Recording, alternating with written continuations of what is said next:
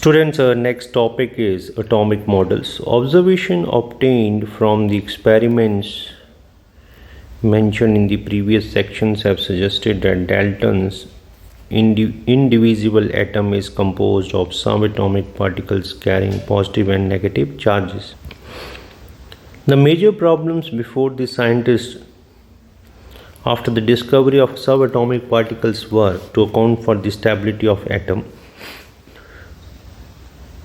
to compare the behavior of elements in terms of both physical and chemical properties,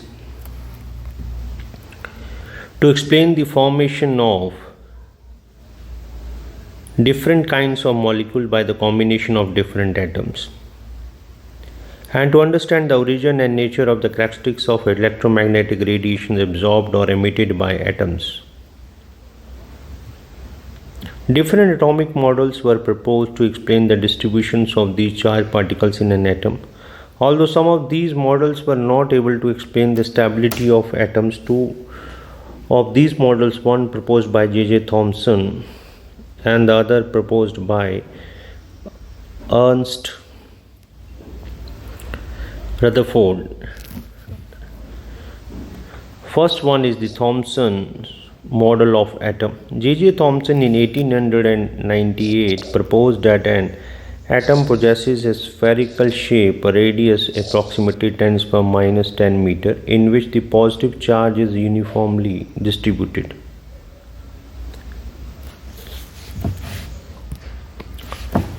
The electrons are embedded into it in such a manner as to give the most stable electrostatic arrangement. Many different names are given to this model, for example, plum pudding, raisin pudding, or watermelon. This model can be visualized as a pudding or watermelon of positive charge with plums or seeds as electrons embedded into it.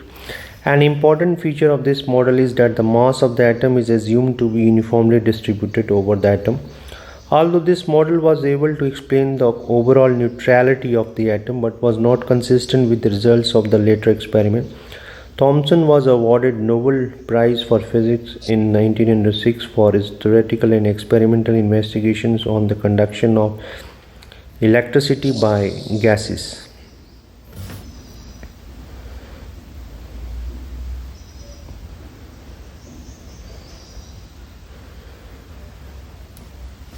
So some more things related to the experiments. In the later half of the 19th century, different kinds of rays were discovered besides those mentioned earlier. Wilhelm Röntgen in 1895 showed that when electrons strike a material in the cathode ray tubes, produces rays which can cause fluorescence in the fluorescent materials placed outside the cathode ray tubes. Since Röntgen did not know the nature of the radiation, he named them X-rays, and the name is still carried on. It was noticed that X-rays are produced effectively when electrons strike the dense metal anode called targets. These are not deflected by the electric and magnetic fields and have a very high penetrating power through the matter, and this is the reason that these rays are used to study the interior of the objects. So ये बीच में जो मैं underline कर रहा हूँ, ये सारा जैसे कॉम्पिटिटिव में और ऑब्जेक्टिव में या MCQ, इसमें से MCQs पूछे जा सकते हैं, राइट. फॉर एग्जांपल जैसे these are not deflected by the electric and magnetic fields. So these rays are of very short wavelengths, 0.1 nanometer, and possess electromagnetic character. Henry Becquerel, 1852 to 1908, observed that there are certain elements which emit radiation on their own and named this phenomenon as radioactivity, and the elements known as radioactive element. This field was further developed by Marie Curie, Pierre Curie, Rutherford, and Frederick Soddy. It was observed that three kinds of rays, alpha, beta, and gamma rays, are emitted Rutherford found that alpha rays consist of high energy particles carrying 2 units of positive charge and 4 units of atomic mass. He concluded that alpha particles are helium nuclei, as when alpha particles combine with 2 electrons yielded helium gas. Beta rays are negatively charged particles similar to electrons. The gamma rays are high energy radiations like X rays, are of neutral nature and do not consist of particles. So as regards penetrating power, alpha particles are the least, followed by beta rays 100 times than that of alpha particles, and gamma rays 1000 times that of alpha particles. तो ये facts भी आ सकते हैं कि which one is more stronger penetrating nature.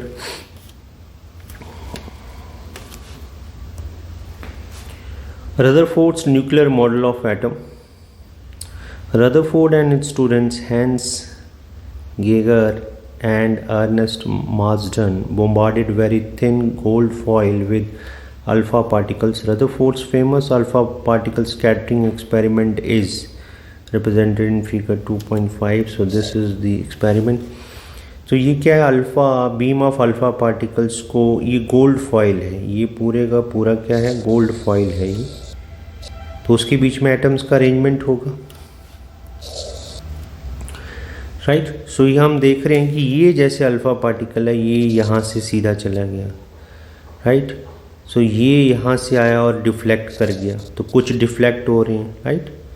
और ये देखिए, ये यहाँ से सीधा आया और रिफ्लेक्टेड अल्फ़ा पार्टिकल्स ये आ गया, राइट. इसी तरह से इनमें से अबाउट 1 आउट ऑफ 20,000 जो है सीधा आएगा और बैकवर्ड बिल्कुल डिफ्लेक्ट हो जाएगा. सो ये यहाँ से आया और यहीं से वापस हो गया, टकराया भी नहीं है.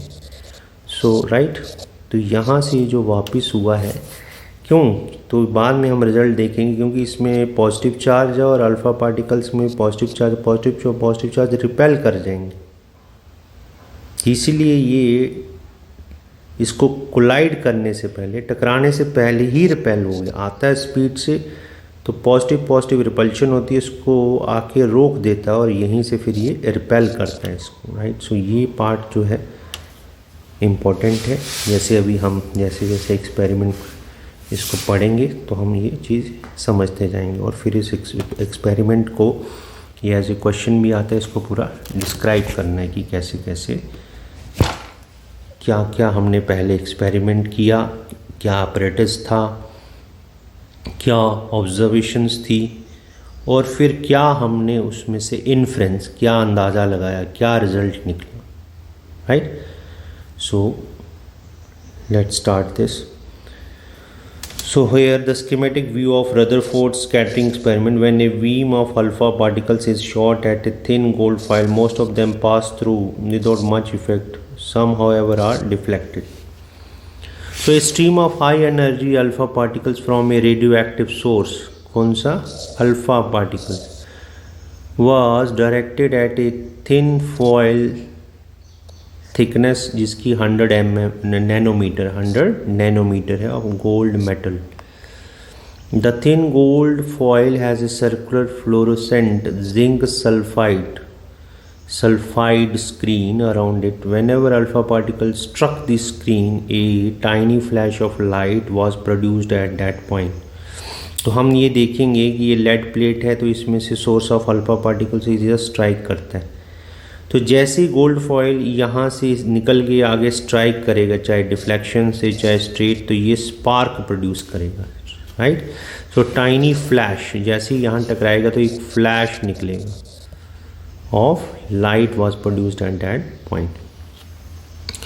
The results of scattering experiment were quite unexpected. According to Thomson model of atom, the mass of each gold atom in the foil should have been spread evenly over the entire atom, and alpha particle had enough energy to pass through such a uniform distribution of mass. It was expected the particles would slow down and change direction only by small angles as they passed through the foil. It was observed that, तो क्या observations थी?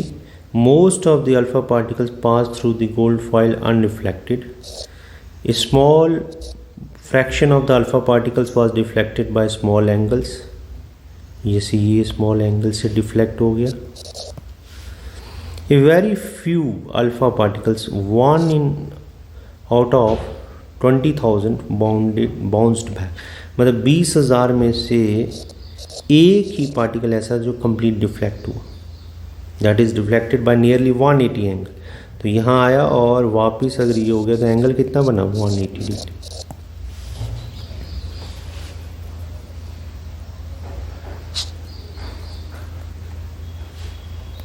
तो ये यहाँ से सीधा अगर ऐसे आया तो वापस अगर ऐसे हो गया तो 180 degree. On the basis of the observations, Rutherford drew the following conclusions regarding the structure of atom. तो ये एक अब conclusion करने जा रहे हैं. पहले हमने observations की थी.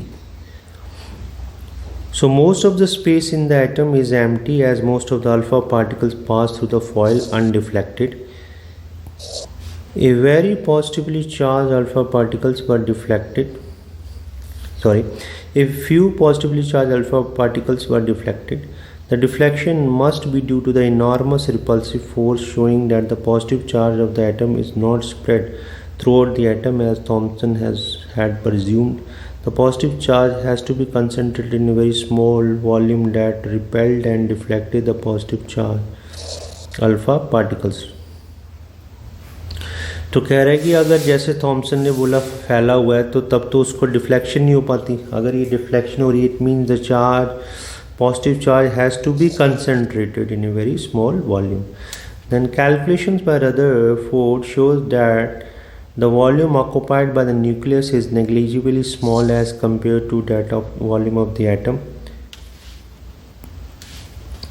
The radius of the atom is about 10 to the minus 10 meter, and while that of the nucleus 10 to the minus 15 meter. One can appreciate this difference in size by realizing that if a cricket ball represents a nucleus, then the radius of atom would be about 5 kilometer. Then on the basis of the above observation and conclusions, Rutherford proposed the nuclear model of atom. According to this model, the positive charge and most of the mass of the atom was densely concentrated in an extremely small region. This very small portion of the atom was called nucleus by Rutherford. तो ये model जो ultimately जो conclusion आया और उसका क्या model हम एक उसको रिप्रेजेंट करेंगे, कैसे एक्सप्लेन करेंगे कि रदरफोर्ड ने क्या जो कंक्लूजन निकाला उसको हम फ्यू पॉइंट्स में कैसे डिस्क्राइब कर सकते हैं. तो and then the nucleus is surrounded by electrons that move around the nucleus with a very high speed in circular paths called orbits. Thus Rutherford's model of atom resembles the solar system in which the nucleus plays the role of sun and the electrons that of revolving planets. Electrons and the nucleus are held together by electrostatic force of attraction.